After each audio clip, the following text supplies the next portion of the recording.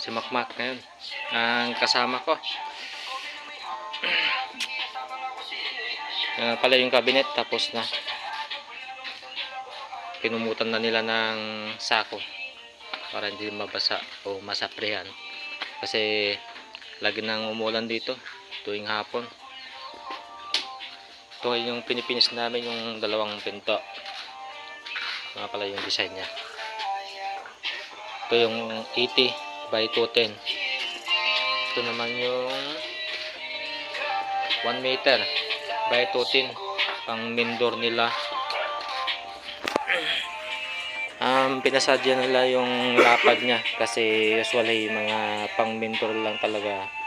Pag mga bungalow lang na bahay 90 lang yung lapad. Ito ay 1 meter pinasadya para mas maluwang yung pinto. Ang laki niya. Tapos yung mapaglalagyan niya lang to bungalow lang na bahay, pero maluwang naman na bahay, kaya okay lang. Ipinis namin ngayon kasi kailangan na nilang ikabit sa Lunes daw, Sabado ngayon.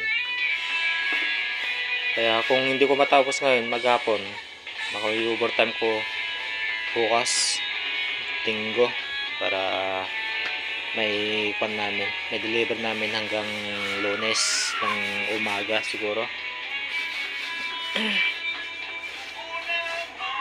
So yung kama dito pa, wala pang nakabili. Yung headboard niya. Sana may bumili na.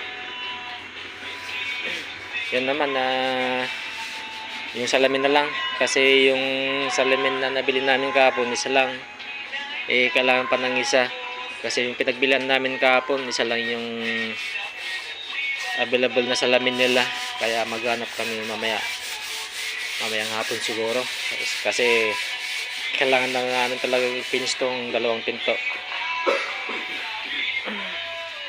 Kaya hindi muna ako makagawa sa bahay, maka-assemble. Kasi may nag-aantay doon ng mga pintuan din na asimbelin ko. 5 pa yung andun. Di bale, para habang nakabilad pa naman sila. Kasi araw na rin ngayon. Kasi hindi kagaya ng harang araw na talagang halos hindi umaaraw. Makulimlim tapos biglang uulan. Tsaka yun naman yung pinto na pinatapalan. Yan o. Pinapalan ko na ng kabilaan. Taas baba. Kasi yung pinagawa sa akin na hamba nito, yung nagkabit, hindi naman sinukat tong taas ng pinto. Yung ginawa ko medyo mataas. Kaya ito yung naging niya, uwang niya sa baba. Dus yung tinapal ko, kaya tumaas siya.